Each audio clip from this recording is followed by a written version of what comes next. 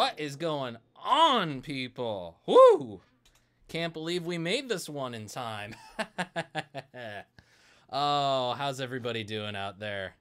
It's Sean Pierce Johnson here, and welcome everyone, to the very first and hastily put together episode of Stompbox Saturday Live. How's everybody doing out there today?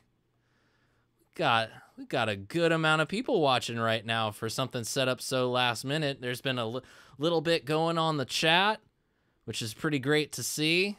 Right before I jumped in and told you guys I'd be running a little bit behind schedule, but man, it is good to be here with you all. It is good to have some fun, and we are going to have some fun today. I see some of our usual suspects in the house. Of course, I have to give the shout-outs and the props to my blue-wrenched friends, my mods, of course, the one and only, the Ben Coombs, and of course, Mr. Aaron Albus Lee. I'm officially just going to call you Albus from now on, Aaron, if that's all right with you. I think you'll be all right with that, if I had to guess. All right, let's go in the chat, because we got 13 viewers right now. I want to see who else is here with us. Got somebody named Fabulous Disaster. This is the first time I've seen you in the show, my friend, so welcome to this. I was glad to have you here, and hope you'll stick around a while. Brian Landreth in the house. Brian, always a pleasure to see your name pop up in the chat. We also have Bam Muzzy, I believe, because there's an umlaut over the O. It's good to see you, my friend Bam. Hope you're having a great day. Todd Flowers in the house. Janice Lala is here. Janice, I'm happy that you're here at the beginning, and you are going to see the majority of this show today. Zach Thong in the house. Zach, great to see you, my friend. Hope you're having an awesome day. And well, if the shit wasn't hitting the fan sometime, it might as well happen at the beginning, because we got the mischievous Quentin James in the house, ladies and gentlemen. The one and only, the shit disturber himself. I love you, Quentin. I like that we're able to, talk shit like this. It's a lot of fun. Todd Flowers as well in the house. Todd, thank you so much for joining in on the fun today. Pleasure to have you. And what do you know? He's finally able to make a live stream, live and in living color, in the flesh himself, Riley Io Acura. Riley, it was great to have you, my friend. I'm so happy that you could make one of these live shows, and especially for this one. This is a good one to jump in on. We've got Pete Hickson in the house. Pete, welcome to the show. Great to have you. It's great to have all you guys here. This is really awesome. I was not sure exactly how today was going to go. Today ended up being a little bit more busy than I anticipated it being, but it is great to have you all here. All 15 of you, as a matter of fact, watching right now. It means the world, because quite frankly, if I wasn't doing this without an audience, I'd probably still do it, but it'd be like a crazy person talking to a camera, you know? Anyway, God, that is awesome. It is awesome to see all of you here. It is awesome to have you all here. The first ever live Stompbox Saturday, because, well, unfortunately, I do not have a new demo this week.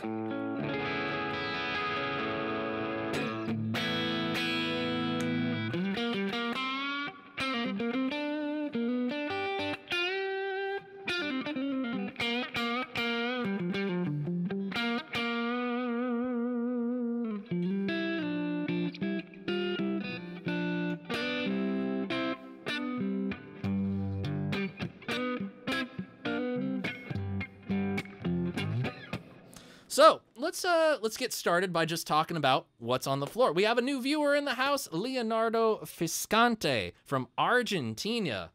Leonardo, international viewers. This is what I like to see. And we got Will Varela in the house. Do I validate parking? I do not validate parking, but parking is free here.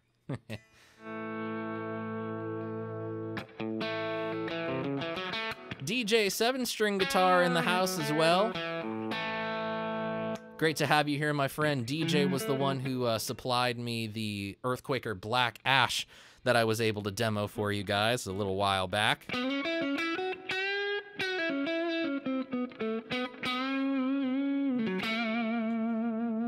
And somebody else is supplying another Earthquaker Devices pedal for me to demo. Believe it or not, guys, it took a little bit of work, but it's going to happen. On Monday, I will be signing the delivery for a life pedal. So we will have an Earthquaker Devices Sun life pedal to demo very, very shortly. It's supposed to arrive on Monday, so I'm hoping that all will be well and good, and we'll be able to get everything underway. Next week is going to be a really, really busy time. There's like, man, something like 9 to 12. It's a big range, I know. 9 to 12 different demos that I'm going to shoot. This week's Stompbox Saturday Live brought to you by Coconut LaCroix. Oh, that's good stuff. Oh, very refreshing. It's a hot day here in Southern California, and that means hot licks.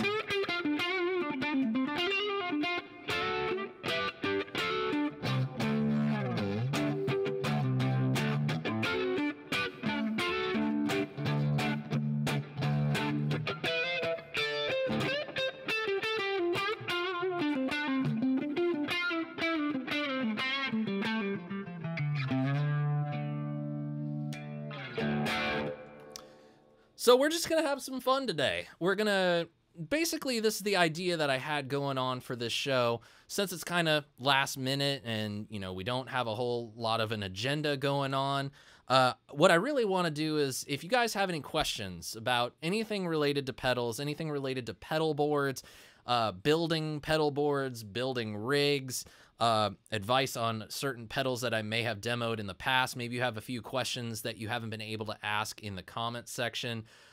You can basically let me know here in the chat. I'll try to get to as many questions as possible. And then we're going to have a nice little segment at the end where we're going to play Guess That Pedal. So we'll get to that in a little bit. But first, before I start taking the questions, let's talk about what you are hearing right now. First and foremost, you know, the Jotun Epiphone Les Paul Custom, which of course is, you know, Guitar Hack doesn't like Epiphones, and nor does he like gold hardware, but this is my show, not Guitar Hack's show. Guitar Hack has been in the chat a couple times, so it's been nice to get in on some of those inside jokes about him not liking Epiphones and not liking gold hardware. But I like this Epiphone, and I like this gold hardware. So the first pedal in line after the guitar is the Morley George Lynch Dragon 2. This past Thursday on SPJ Live, I was playing the DJ Ashba Skeleton, which we'll be seeing full demos of in the near future. Just working on securing a certain type of super stratty guitar for those videos. So we'll make that happen, but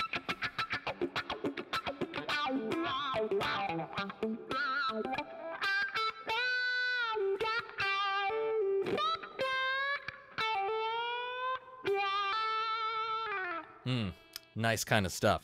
Then, a little bit of chorus action from the Dimension C DC2W from Boss. I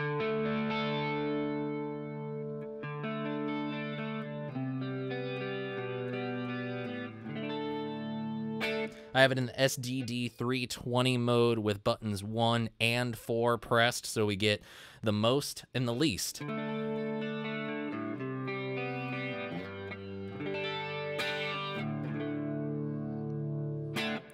The majority of the preamping for all the gain and all the cleans is the New Neighbor Neuron.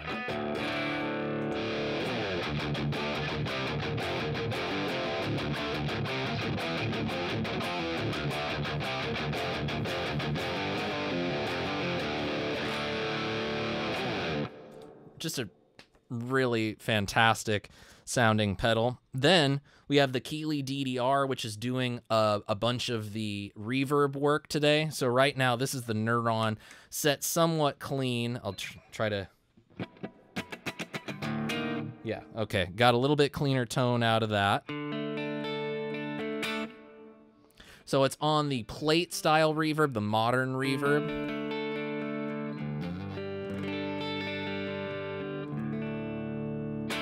and it's set just a little bit darker.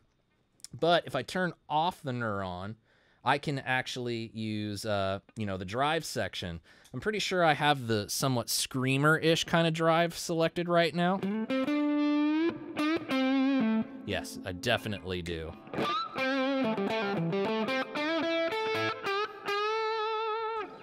But I do switch it over to more of like the Blues Breaker style sound.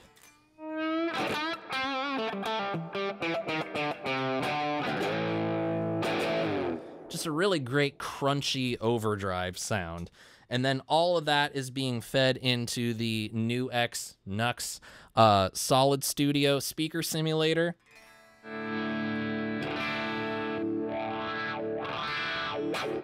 And I have a Royer R121 model selected on the mic. I have a 1960-something 4x12 cab for the cab sim, and then EL34 power sim simulation, power amp simulation.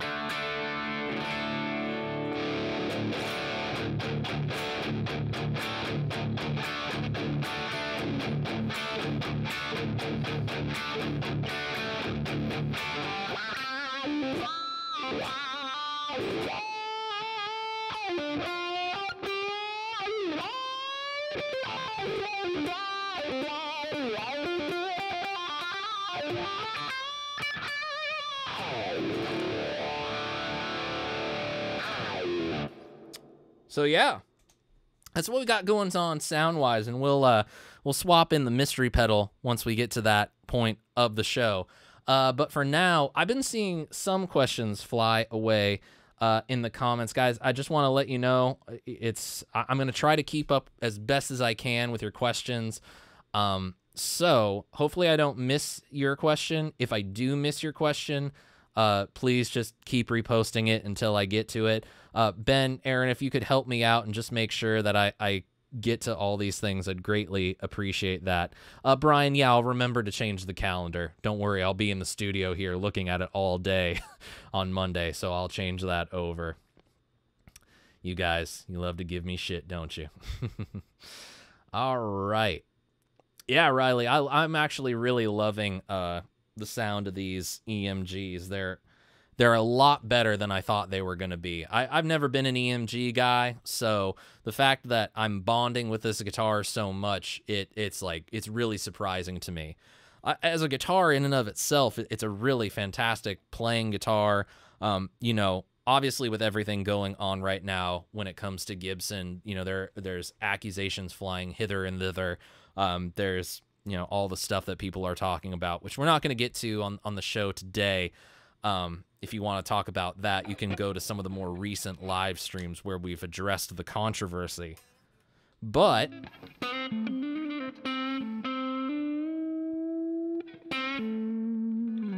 it's quite a sweet sounding guitar. It feels like a real classic Les Paul kind of feel, big chunky neck. There's not a whole lot about it, and we'll be filming the, actual demo and review video of this next week. But it is a lot of guitar for the money, and I'm pretty ecstatic about the fact that I get to keep it and add it as part of my collection. So yeah, it's really great stuff. Love the binding, the 5-piece binding. That's always kind of nice. Quentin actually has a question. He's not just causing shit. What kind of camera streaming gear do you use? So right now what you guys are watching is just, I have, an old like Apple display. I think it's the LCD or whatever display that I got around the time that I got my computer, which is just a Mac Mini for the studio. That's basically the camera. So that's why it's in the position that it's in, and that's why I can't move it around a whole lot. Everything audio-wise is running through my normal recording interface, which is the PreSonus Studio 192. I'm just using the built-in preamps. Voice is going into channel 1, guitar going into channel 2. This microphone is an AKG C414 that I keep the pop filter on. Just kind of deadens some of those higher frequencies and also just prevents real big pops and clicks and kind of stuff. Other than that, you know, anything guitar related is just all based on whatever the hell I feel like doing. Fabulous Disaster says he has some pedal questions. All right, let's do this. I currently run a modded Marshall JCM 800. I run an Echoplex through the loop. I mostly play heavy music and even some Slipknot. What pedals do you recommend to give me a little bit more flavor to my tone? Maybe a boost pedal, etc., or a fuzz. Okay, that is my book for now. All right, so this is actually something that I can actually comment on because I kind of live in that hard rock and leaning into the metal world. If you're using an 800, definitely looking into something like a Tube Screamer will definitely help. If you're running I'm surprised you're running the Echoplex in the loop, which is most likely what I would end up doing myself. But most people like to run Echoplex into the front end. But that's, you know, mostly because of that preamp that's built into the Echoplex. But if you're playing something like Lamb of God, who I'm much more familiar with, I'll say, than Exodus, I know I've seen the MXR GTOD on the board and in the rig of Mark. I don't know about Willie. I don't know what his rig has these days. But anything in like the Screamer, Tube Screamer kind of variety will be a pretty good place to start for you. In terms of a boost. You don't want to get like a straight clean boost if you're asking my opinion, which I suppose you are.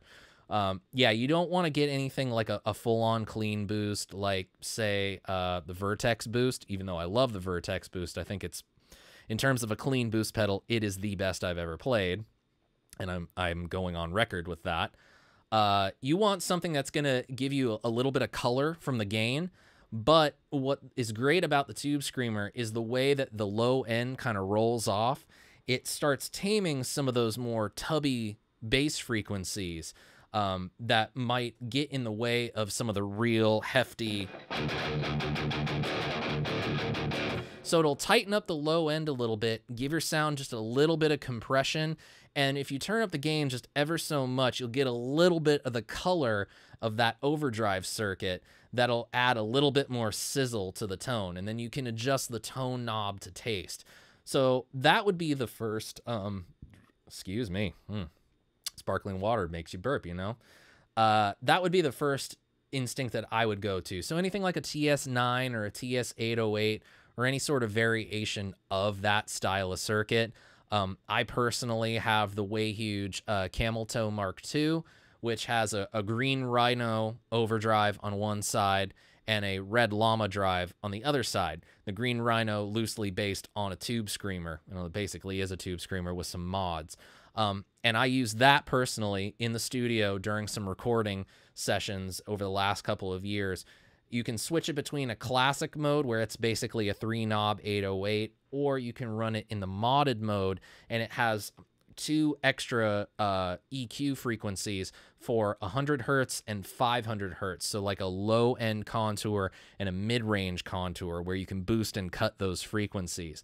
But I ran it in the classic mode, used more of the output volume for a boost and less of the drive, but just a little bit of that grit, and then just adjusted the tone control to taste. And that worked out really well. I used it quite a bit on 7-string guitars, actually.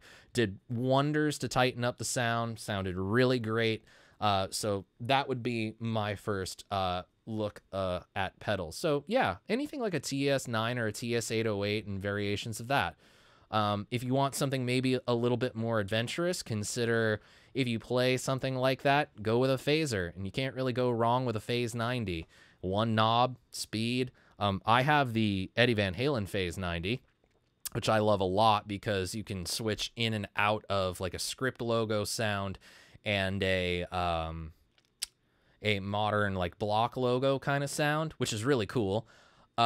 But you can just as easily get that kind of sound from the Phase 95, which is even cooler because, 1, it's mini, and 2, you can get the Phase 90 sound and the Phase 45 sound, just ever so slightly different grades of phase shifting. So, you know, you can do the classic Van Halen thing of just adding a little bit of a sweep and a little bit of a treble boost to your leads with that, or you can use it in a context of just you hold out a big open chord. You know, it's kind of a lot of the reason why I like to put chorus on some dirt whenever I play big chords like that.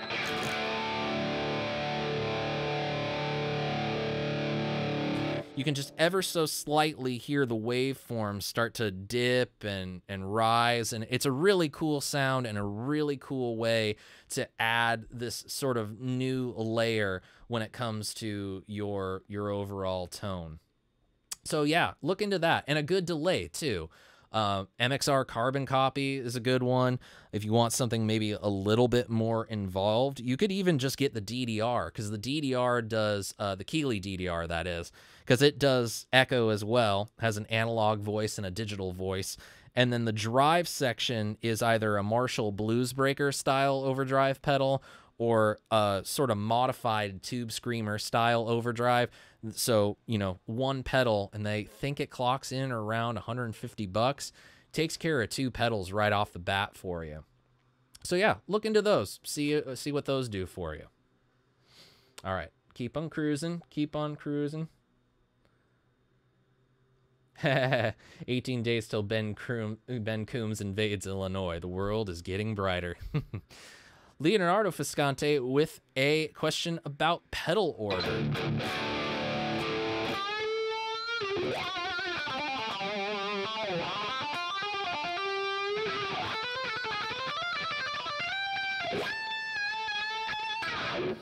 He is asking wah, comp, drive, boost, or boost, drive. Leonardo, my answer to this question is always going to be whatever the hell you want. It is all up to the sound that you're going after. Now, to kind of demonstrate that point loosely here, let's go ahead and go with a sound. I'll turn off the reverb. Let's go with the Neurons, just the clean stuff, which is a little crunchy. Now I'm going to turn on the DDR after it. So, you know, the DDR is not a totally clean boost, but you can hear like we get a significant rise in volume. Now, if I wanted to just take this sound and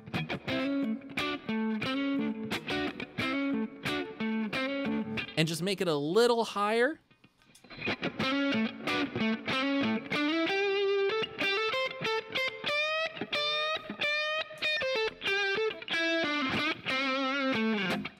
now, on the flip side, if I were to run an overdrive into, say, a distorted sound,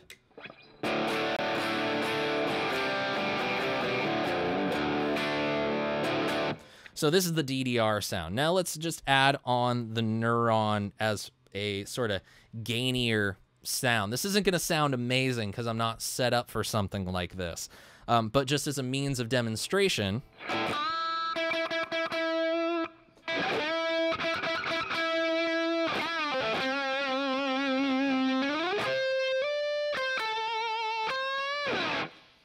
so that's kind of the idea of running a boost into a drive, or a boost or an overdrive into a distortion. That way you're going to get more saturation. You're going to get more gain out of it. That's why you typically see, as we addressed with Fabulous Disaster's previous question, is, you know, he's running an 800, and that's why I recommend something like a Tube Screamer, because the 800 in of itself has a really great crunchy tone, but maybe needs just a little bit more added sizzle on top. And that's what you're going to get by running an overdrive into your crunchy distortion sound already. But if you do boost after your overdrive sound, it's just going to bring up the volume. So it's really all up to what it is that you want. If I had my druthers, and if I had my way, and I was able to decide on this is what I want 100% of the time, I would have both options available to me. And thankfully, because I have a Gigrig G2 for my main pedal board, and that has built-in pre and post gain boosts, I can very easily do that. So it does help take a pedal off the pedal board. But at the same time, maybe you want something that's a little bit different, color-wise, tone-wise. As a matter of fact, on right behind me, right here, I don't know how well you guys can see it, but this is a board that I'm building that will basically be used for direct recording. So it'll have the Solid Studio on there, but it's got a couple other things on there that'll help me get some sounds that I'm used to when it comes to writing songs and writing music. I have a boost before distortion sounds, but then I also have the vertex boost coming after all the gain staging so that I can get that consistent level being raised up if I feel like I just need a little bit of extra signal going into multi-track in order to really make sure I have good consistent level. So it helps to have the option. So at the end of the day, you know, figure out what it is that you want as far as a sound goes, and yeah, do the thing. Have fun with it. Experiment. That's the best thing possible. Seems like everybody was giving you some pretty good advice there too.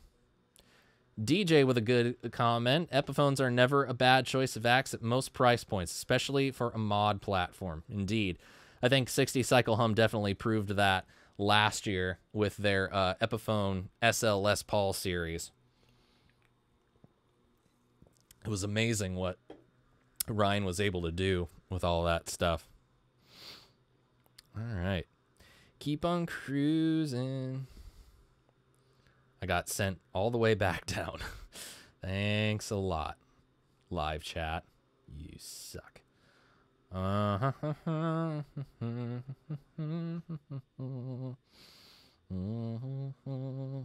There we go. Back where I started.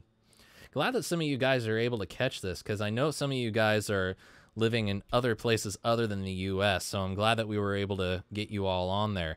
And hey, if you feel like, you know, having some more of your friends join, please do feel free to share the link as far and wide as you want to take it.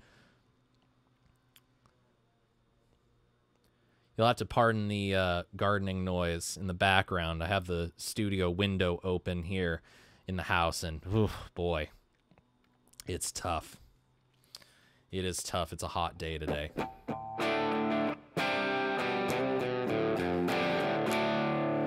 Will, yes, it's the George Lynch Dragon Wah. It's the mini version, you know, with the two different voicings. And then the wow voicing.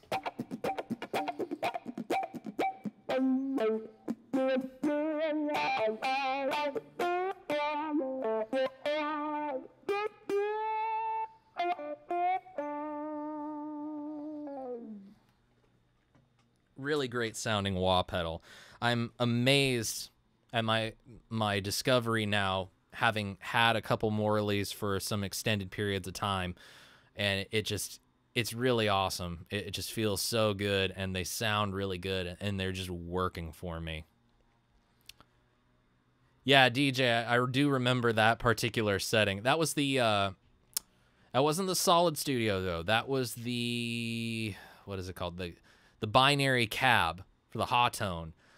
Yeah, the amount of speaker and cab emulations that they had in that pedal was just insane. And then the expanded power amp section modeling too was pretty great as well. I loved it. Thanks everybody for all the thumbs up, and it's great to see so many of you watching. Again, please do feel free to share this link and get some more people watching. That would be really, really awesome of you guys. I, again, seeing some great advice for Leonardo, exactly as Bam is saying. Nothing is wrong in the order. It's more about what you prefer to hear. Precisely that. Todd Flowers got himself a nice double cut with two P90s. Pixar, it didn't happen, brah. Pixar, it didn't happen. It probably did happen, but, you know. All right, I did my part. Where's my cookie at? That's amazing. I love you guys. This is so funny.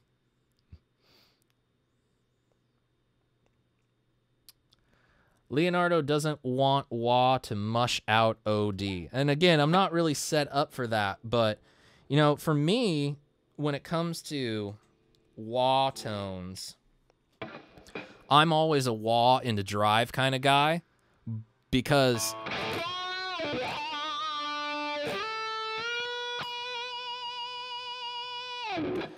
I like the way that it filters the guitar sound going into the drive as opposed to filtering the guitar sound coming out of the drive. It just, when you run it after the drives, it has a much more extreme kind of filter quality to it that, especially when you're in the more heel down position, it tends to cut your signal drastically.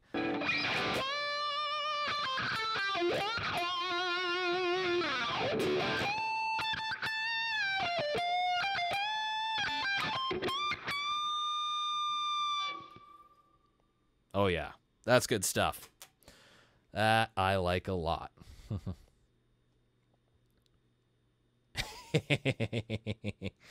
Ben is just my cheerleader. Love it. Riley is asking what cables I'm using. At the moment, it's a bit of a slapdash assembly of cables, to be honest with you. The first cable in line today is something that I actually made many, many years ago from just regular old Neutrik plugs that you can really buy from any sort of electronic supply store.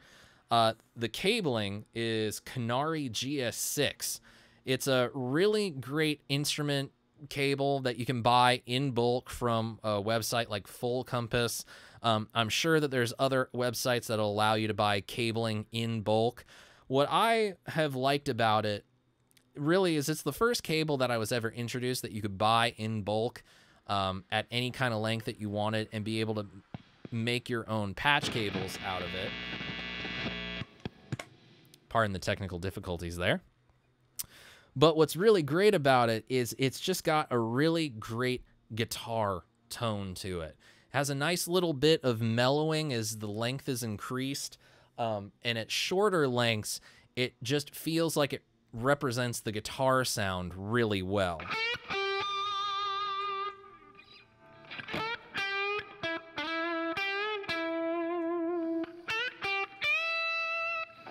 Also got some cables from Sinusoid, a couple patch cables, a couple instrument cables that I tend to use in demos.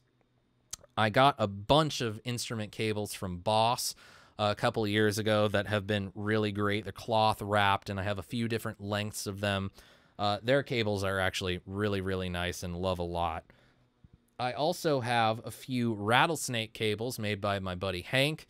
They come really sturdy, kind of a proprietary wire that he uses in his cables, wrapped in the Tech Flex. Nice little heat shrink around some heavy duty connectors. Really great durable cables, even used by The Cure.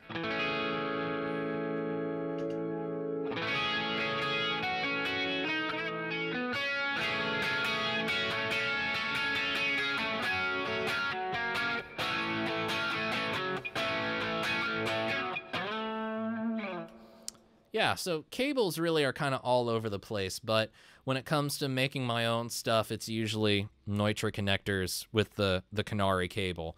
And it's a very easy thing to do. If you know how to solder, you can make cables anytime.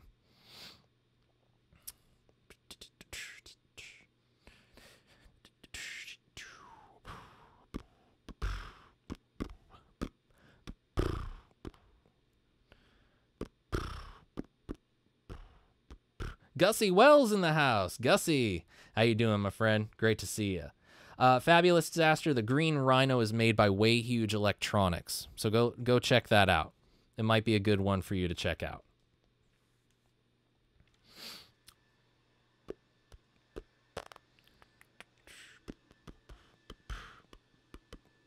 Trying to keep up with everybody at this moment.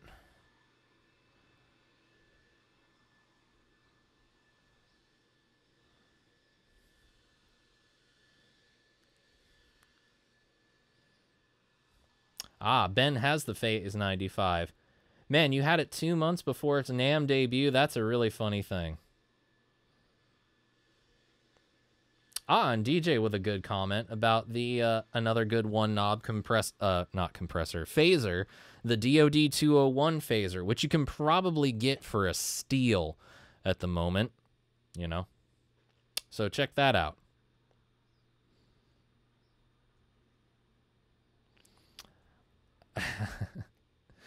Albus has the KMA Horizon phase computer. That thing rules and is nuts. Indeed, most everything that KMA makes is pretty nuts and is pretty good. Apparently, Ben says Earthquaker Devices pedals don't like beer. I don't know how true that is, but, you know, whatever.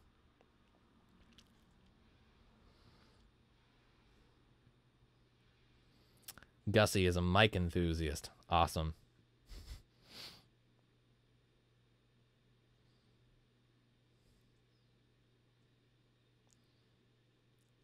So many amazing affordable mics these days. Crazy to not take advantage. Indeed.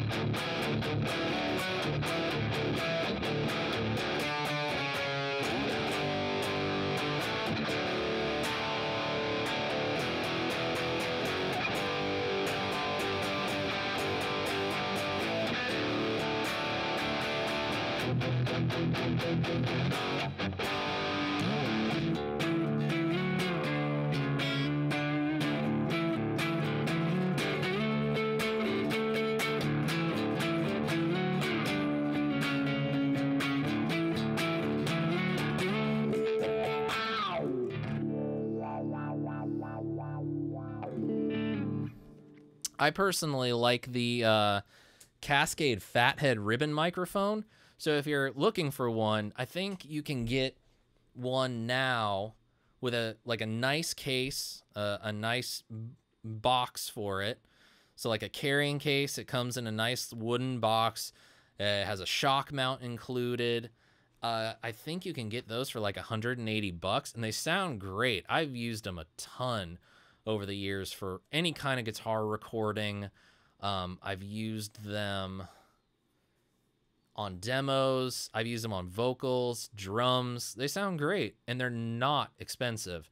Of course, you can't beat the fact that an SM57, the classic guitar microphone, is $99.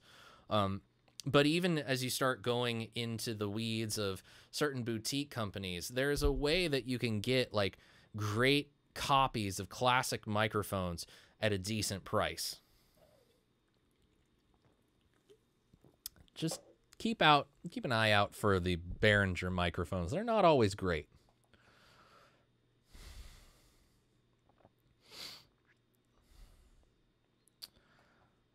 Gussie needs to learn how to use mics properly and mix better.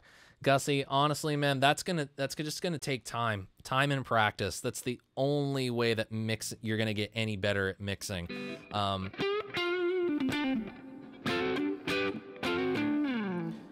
And really, that's just gonna come from you recording your own stuff and just finding the way to get different sounds with multiple microphones. And mic placement is gonna have its drawbacks. You know, you use multiple microphones, you're always gonna run into some kind of issue. So again, just practice. Make sure that you're always working on it and just always trying to get better. You will. It's not going to be easy, but you will get better at it with time. 1 second, guys. All right.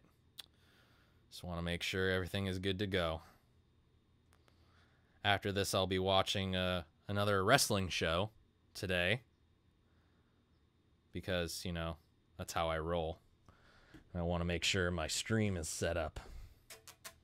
Too bad I can't Chromecast it, though. I got to watch it on my phone. First world problems, you know.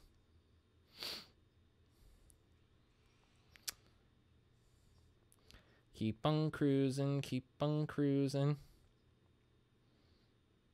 DJ, you bring up a great point. I don't know how I forgot about the SD1.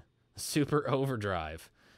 I don't know how I forgot about that. And there you go. Yep.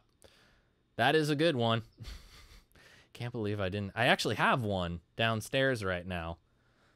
I'm not going to hold on to it. I'm actually going to sell it.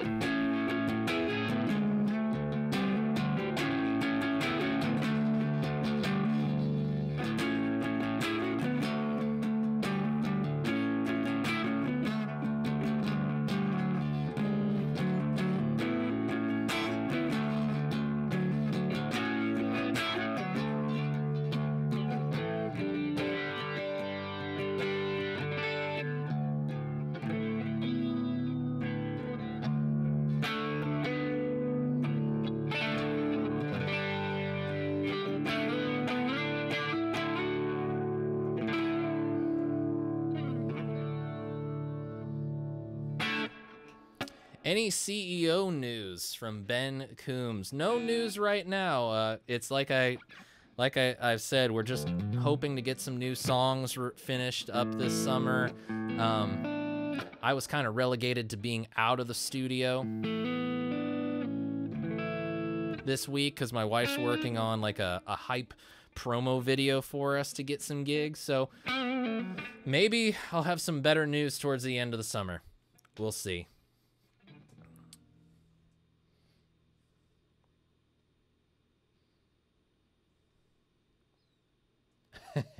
The only reason I can't never catch a regular live stream is because I'm at work when they occur. Well, not today. Yeah, Will, mine's the one with the purple and yellow tiger stripes on it, so it is striped. Well, Bam, I'm glad that it's not 4 to 5 a.m. when this starts, so you're actually able to be here. I guess Gussie just got the refund. I don't know what refund. I'm not paying you guys anything. Todd, I will make sure to go check that out. I do want to see some pictures of that new guitar. Ooh, PRS Special 22 Semi-Hollow Limited Edition Charcoal Cherry Burst. Ooh, pics, so it did happen. Yeah, let's see them, man. Let's see them. You can send them on Facebook. You can send them on Instagram. Whichever is best for you.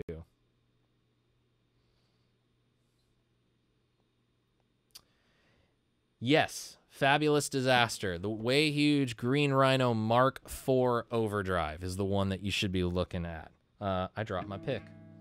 Luckily, I have spares right here. Yep, that's the one you need to look at. That's a pretty good one. And the Phase 95. And the Cantrell Wah, one of my favorite crybabies out there right now. I love the fact that you can... the knob on the side is basically tailoring the higher range of the high end of the wah sweep, so you can make it just a little bit warmer than your standard crybaby. Sounds really nice, really well voiced for that hard rock kind of tone, because that's what Jerry Cantrell does. DJ has a pretty cool question. Have you ever considered the idea of doing a throwback Stompbox show, like demoing pedals from years gone by or revisiting pedals you've done before? As a matter of fact, I did toy with that idea last year.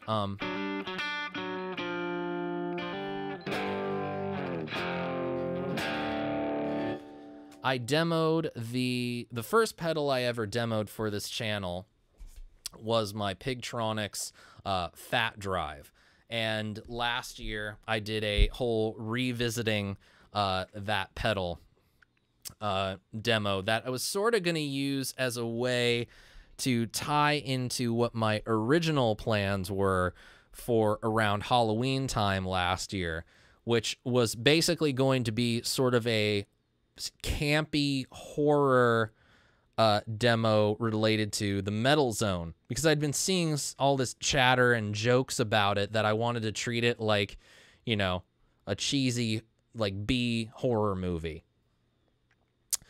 Unfortunately, it seemed that everybody wanted to demo the goddamn Metal Zone before Halloween, and so I had to, you know, get in on that action. And so I couldn't do anything terribly creative with the Metal Zone last year. But I still did a Metal Zone video, which I had a lot of fun doing. It was one of the first times that I recorded a video where I got to just really get into the playing and not worry so much about getting the take right. I just had fun with it. It was a fun video to make. Still looking back on it, it turned out really good. Very happy with the final result. My ass hurts right now because I'm sitting on a drum throne. Sorry to put that out there.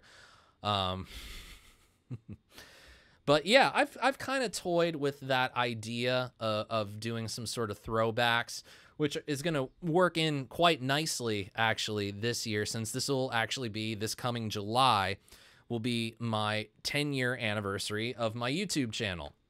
So it'll be cool to kind of revisit some of the things that I demoed back in the day, as well as just, you know, maybe watching back some of those old videos and thinking like, wow, how far we've come.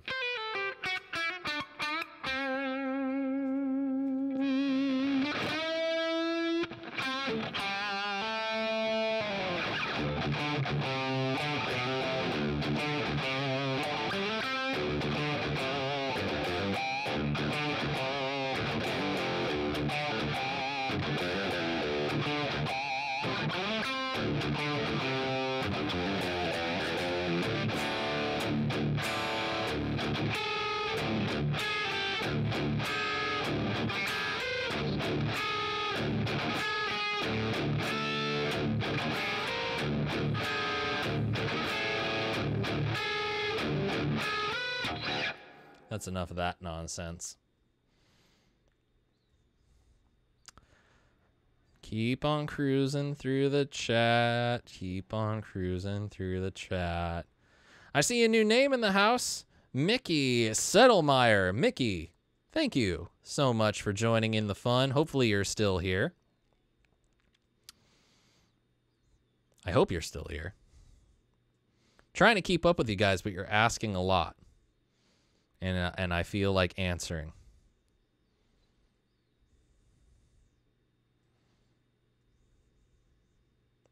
Yes, Gussie, great reviews on the Fathead, and I got a lot of recommendations when I was in recording school from my teachers about it. So because I knew people in the business that had worked professionally in the recording business and were also fans of the microphone itself, I knew it would probably be a good one to go with. So when I had a little bit of extra cash to put into the mic closet, if you will, I went for it, and I don't regret it. It's a great microphone. It is a great, great microphone.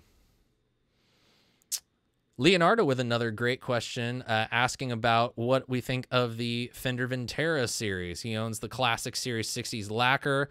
Only heard reviews on these new ones. Wow. Well, I did address this on Thursday, and I'll keep it kind of brief. I just don't get it, really. Fender has been in this trend of, like, every couple of years taking their sort of lower-priced American and mid to high-end Mexican guitars, repackaging them in a certain way, and then calling it a new series. And, you know, because of all the crap going on with Gibson right now and their lawsuit against Dean and all the other ill things that we've been seeing over the course of the last couple of weeks, you know, people are using this new Fender series as a way to say Fender's killing it right now. Fender's not killing it. They're doing the same thing that they do every 2 to 3 years. Where Fender is killing it right now is that there were some leaks recently of some new Squier models that are coming out. And they are doing a classic vibe series Starcaster. And the Starcaster is one of my dark horse favorite Fender guitars. And they're doing one in like a cool walnut finish. So I am highly tempted at that. But as I said on the Thursday show, I'm kind of done buying guitars under a certain dollar amount, so I don't really want to spend the money. So if anybody with some connections to Fender, or if anybody from Fender wants to, you know, get in touch if they see this, I'm a Gibson guy, and if it's good, I'll say it's good.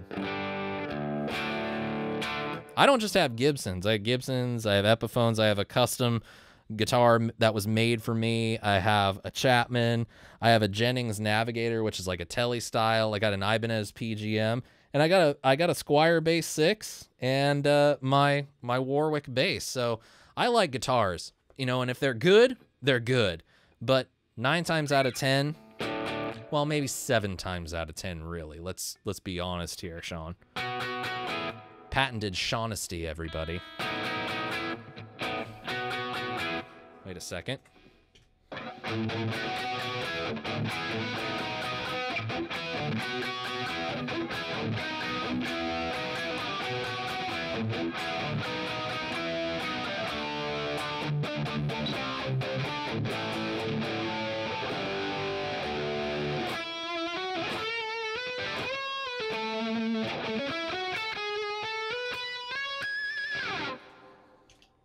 That was kind of cool.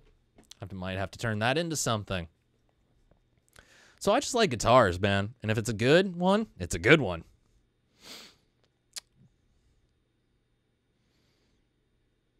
We got some pics on Imgur of BAM's PRS. I'll have to take a look at that later on.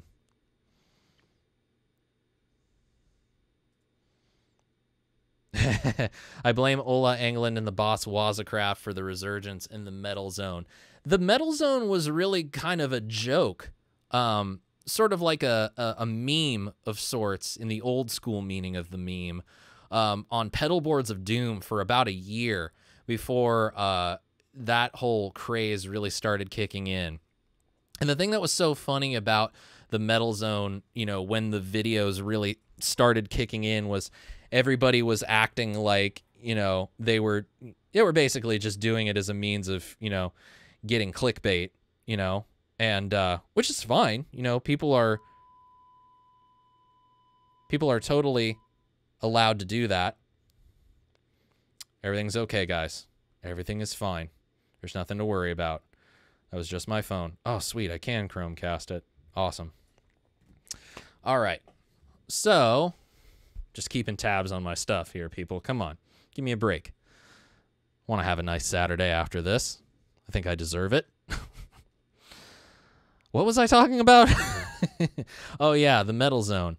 So, yeah, it was kind of like a running joke in that group for a while before that craze really started. And then you just started seeing anybody grabbing a metal zone or any of the other Boss metal pedals and trying to be funny with it, or, you know, acting like they were taking it seriously. But I've been using the metal zone. I got the metal zone when I was 14. Yeah, 14 years old. And I've been using it fairly consistently ever since. It's just a pedal that takes time to, you know, really understand how to work. You know, that's really all that matters. Let's keep on cruising down. Oh my God, I hate how the chat just skips me right down to the bottom. And I'm trying to read your stuff. Boom, boom, boom, boom, boom, boom, boom, boom, boom, boom. Janice waiting on 420. One more sub. Somebody give her 420, people.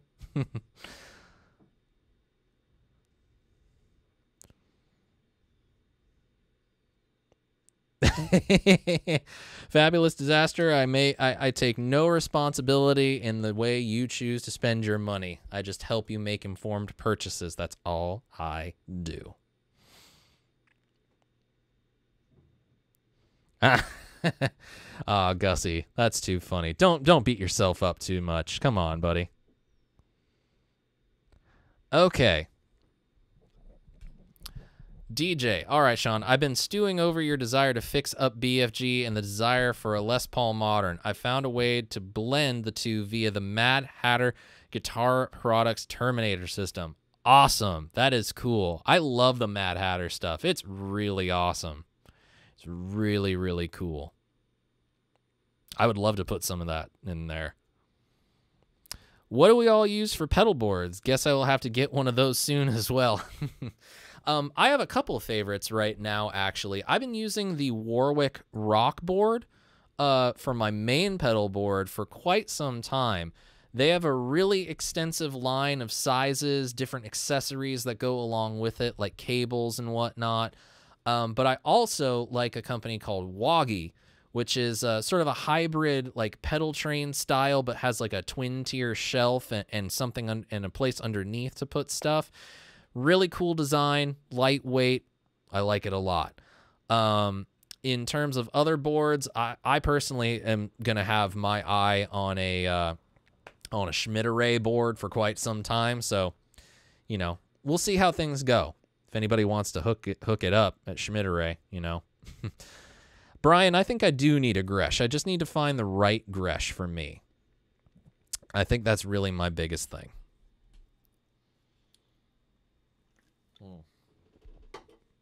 All right, kids. We've reached we're almost at the hour mark. Now let's play a little game, shall we? Bear with me.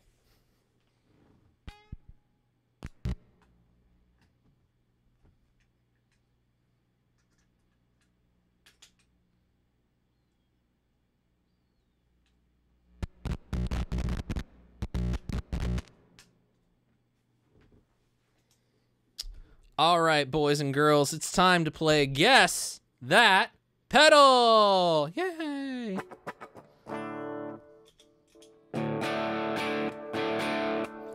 So on the floor, I got a mystery pedal. And I'm going to try to get it to a setting that is going to be, well, it's going to be the setting that I want it to be. You know, some kind of nice sound. I'll twiddle the knobs, and once I find the setting,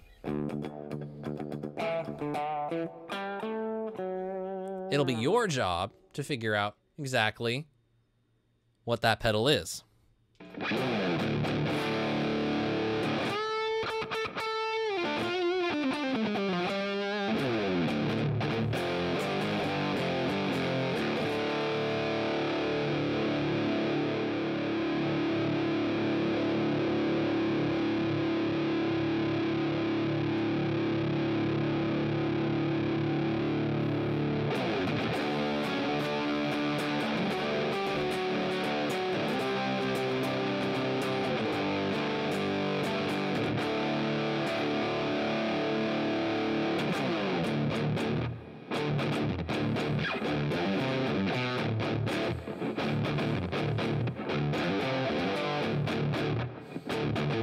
Any guesses?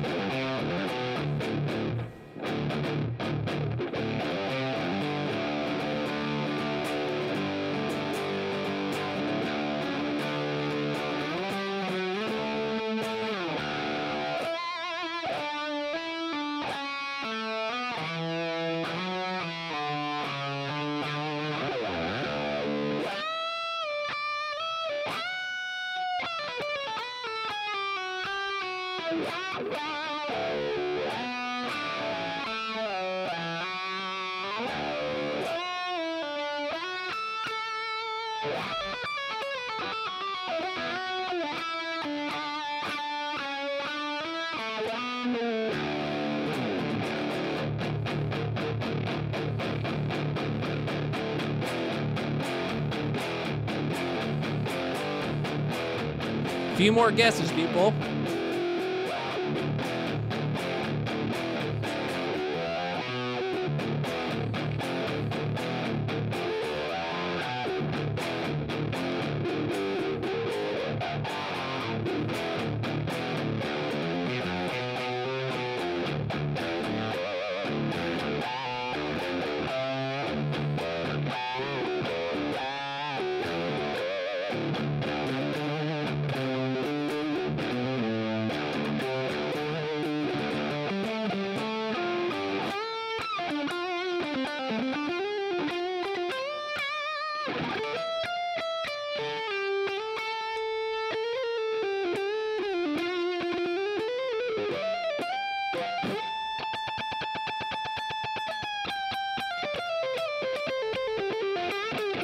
The wah has nothing to do with it.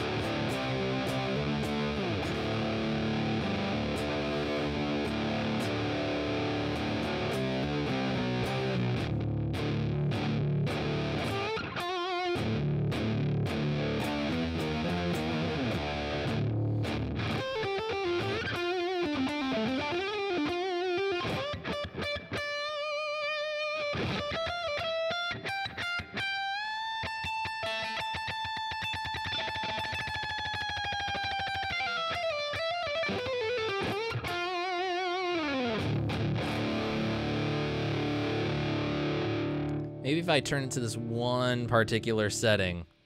I'm going to say this, though. One of you got it right. But if I turn it to this one particular setting, you're going to know.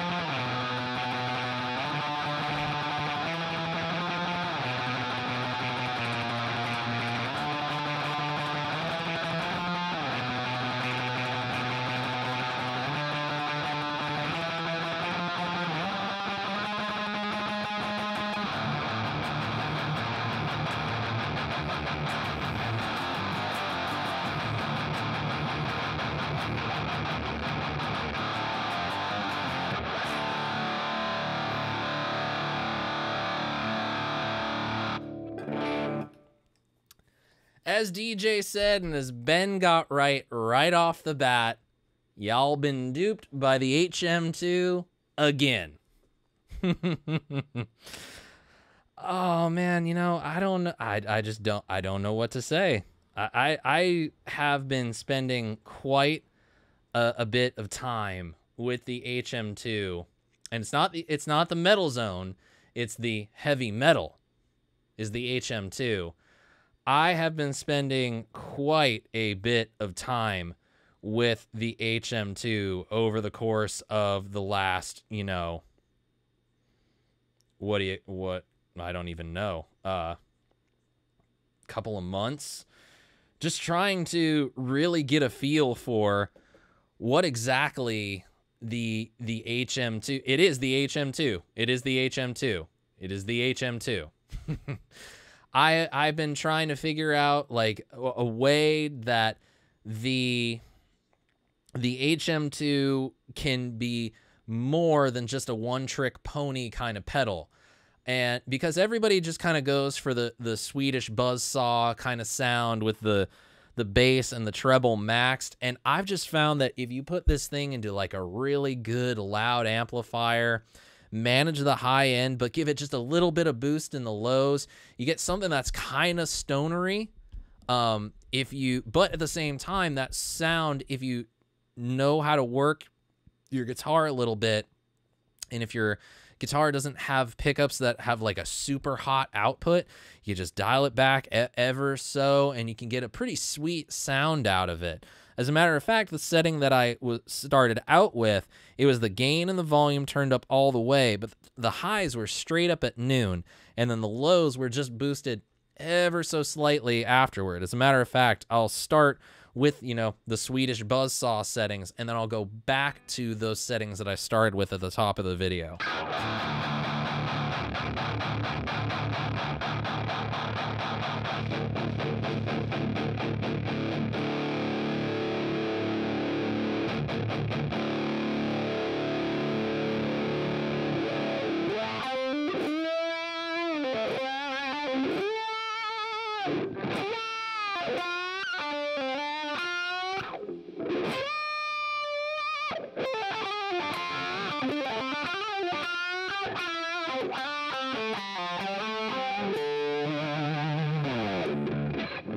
Pretty nice. I'll turn on some reverb.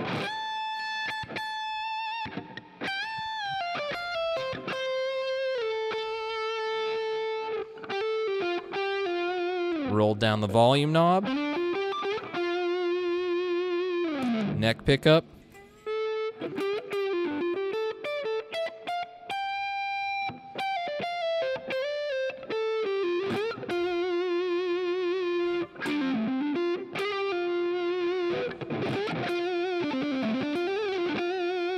And on the neck pickup, and I have the tone rolled up all the way, but it's really kind of warm and kind of creamy.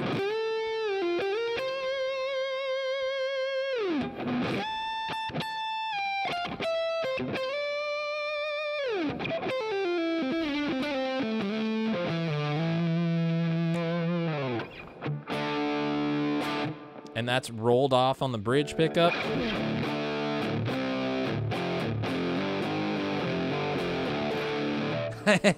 Sounded good until you told us what it was. My bias is showing. Indeed, and it's pretty big. Your bias is pretty big.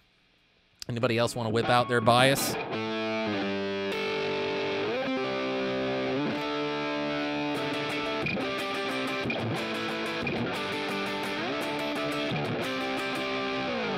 Let's actually go ahead and turn down the distortion a little bit.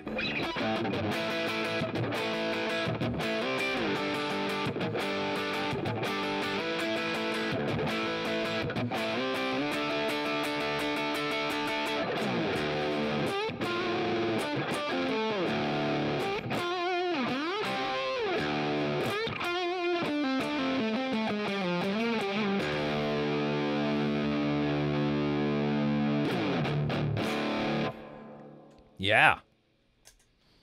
It's amazing that if you kind of go outside the sort of preconceived notions of what a pedal is what am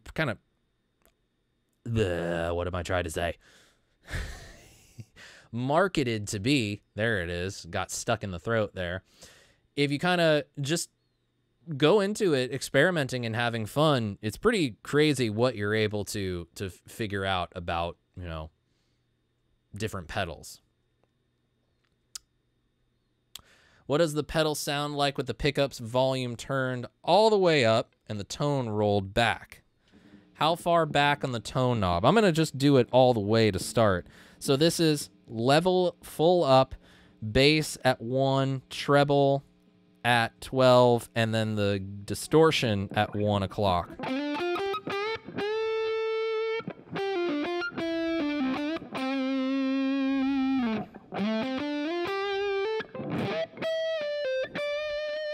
Sounds pretty nice.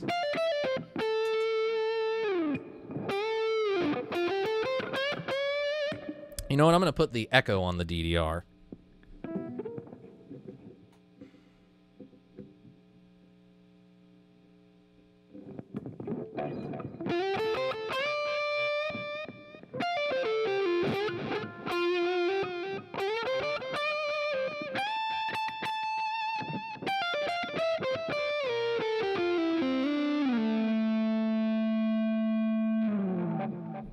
Gonna start rolling it up a little bit.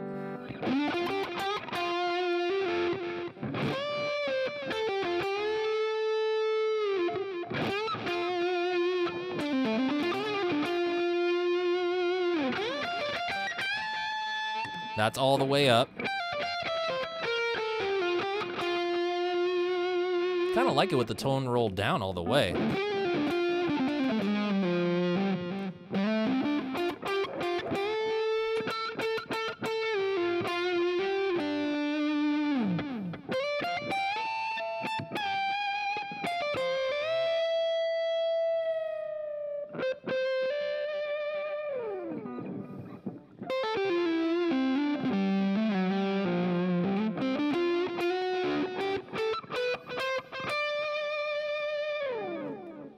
Yeah, it's a, if you know how to work it, it's a pretty sweet sounding little pedal.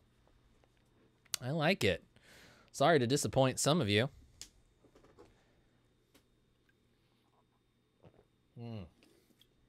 This has been fun. I kind of liked this. I've had a good crowd of people watching for quite a little bit of time. Pretty decent viewers.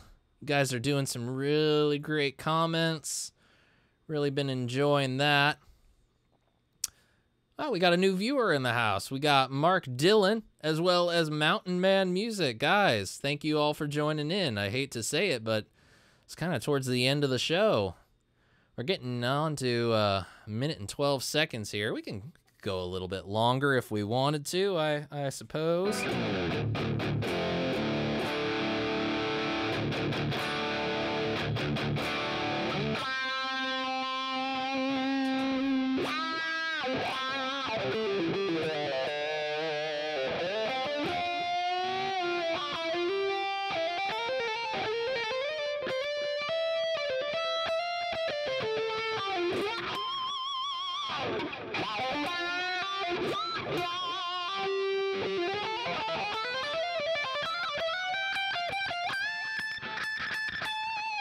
Amanda Coombs is here. Ben's lovely sister.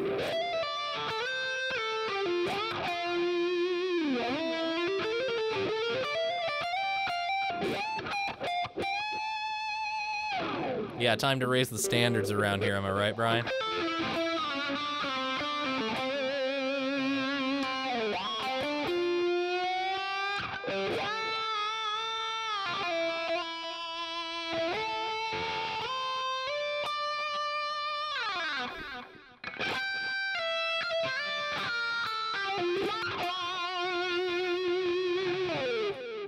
Yeah, this stuff is sounding really good. That was the Neuron. Let's switch over to that HM2.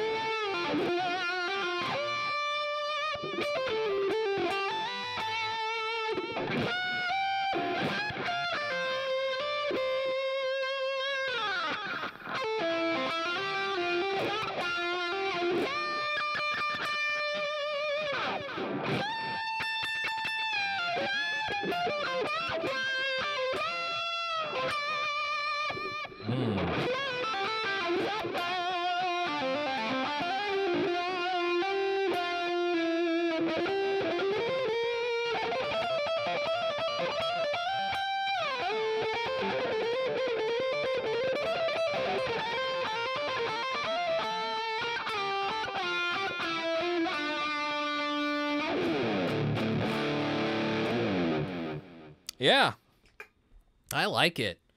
Maybe I should work the HM2 into my pedal board.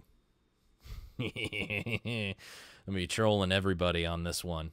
I don't know. I think it's kind of fun. Oh, man. Yeah, this is fun.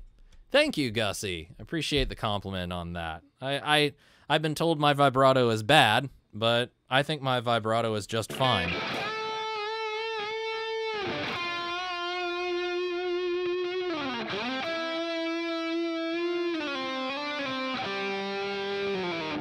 At the end of the day, you know, pays my bills.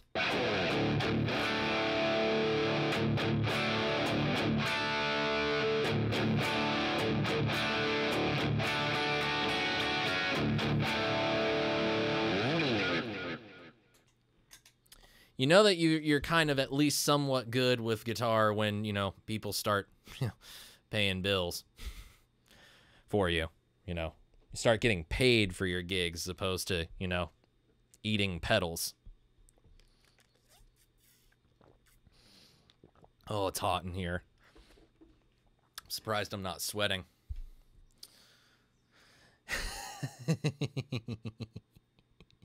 Thanks, Bam. Appreciate that.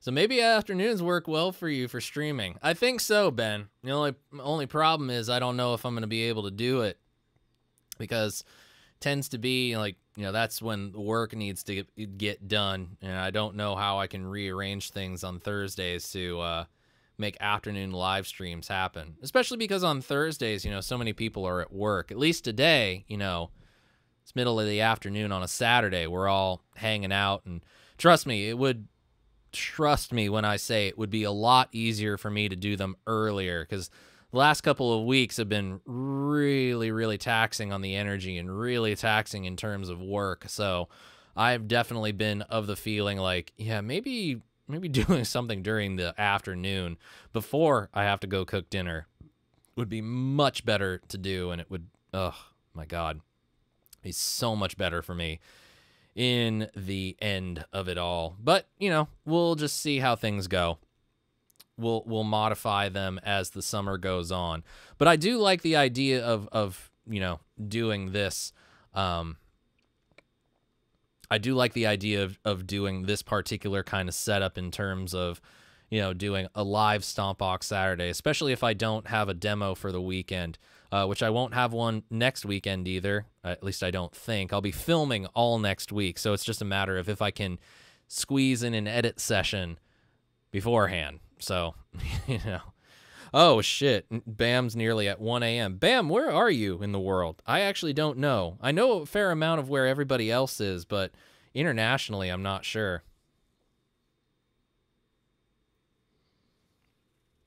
7 p.m. my time on Thursdays. I might even consider just doing like 5:30 or 6, because 7's usually around the time that I'm tasked with cooking the meal for the day.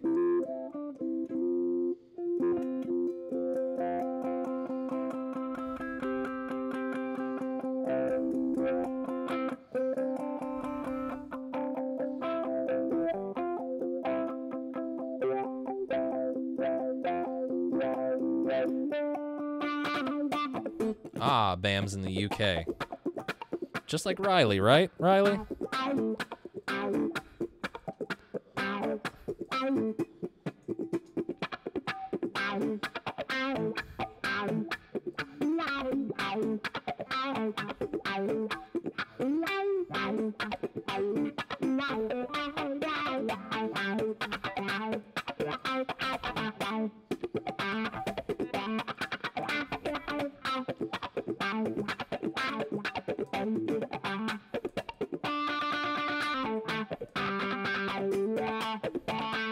Okay, so some people are on at 5. 6 would probably work better. Well, the only thing I can say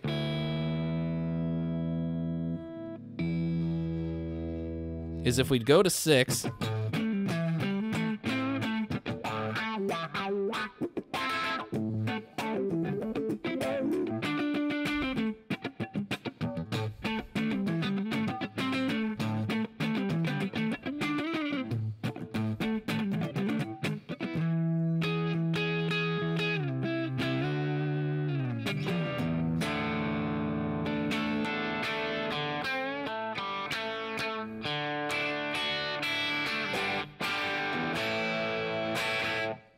If we go to 6, we're going to have to definitely limit the amount of time to 1 hour. I'm always going to have to do hard and fast hour.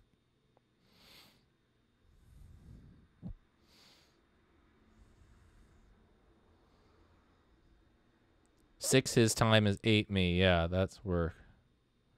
So you're still at work then, Aaron? Yeah, we're 8 hours behind the UK here in California.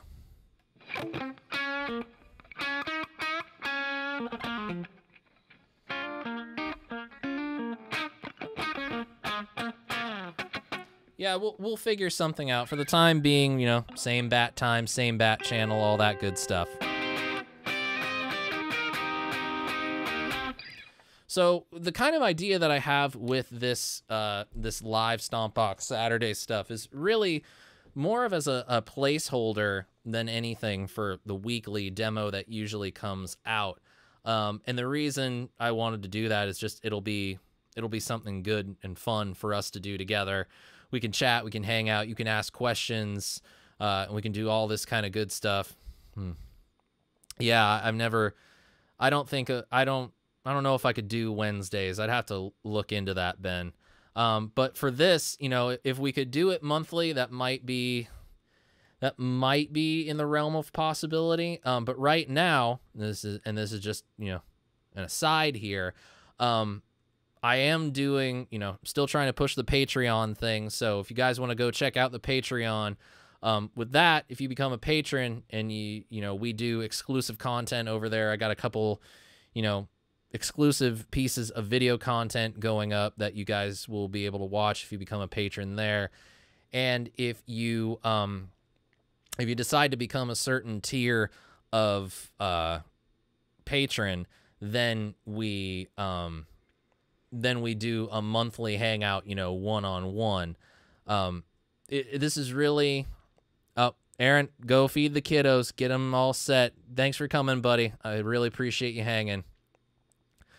So, you know, kind of the big deal right now for me, and one of the more difficult things is just making sure that I have all the time. It's just managing it.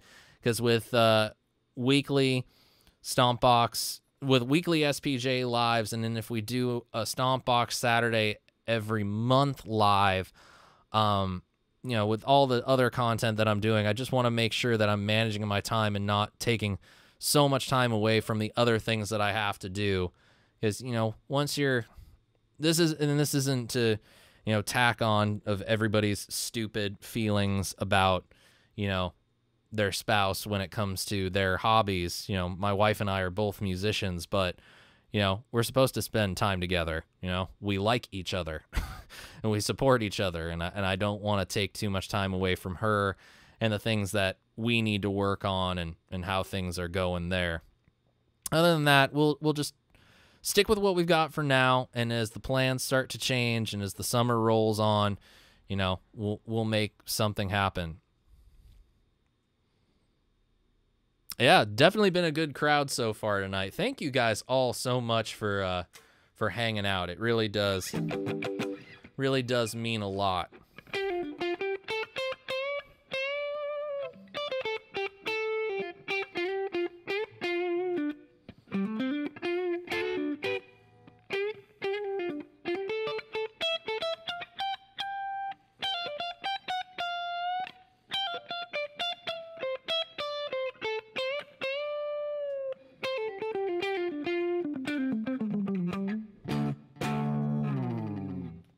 So we're getting to be about that time. We're almost at the hour-and-a-half mark. You guys did pretty well on guessing the pedal. I'm quite surprised. It's been a lot of fun here. Fabulous Disaster, thank you for doing the sub. I do appreciate that.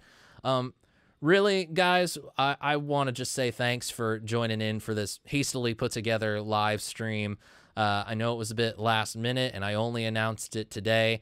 But there's been consistently a lot of you guys that have been joining here, and some of you are joining live for the first time, and that's really, really cool. I'm so excited about that you guys got the chance to do that. It means a lot that you all are here.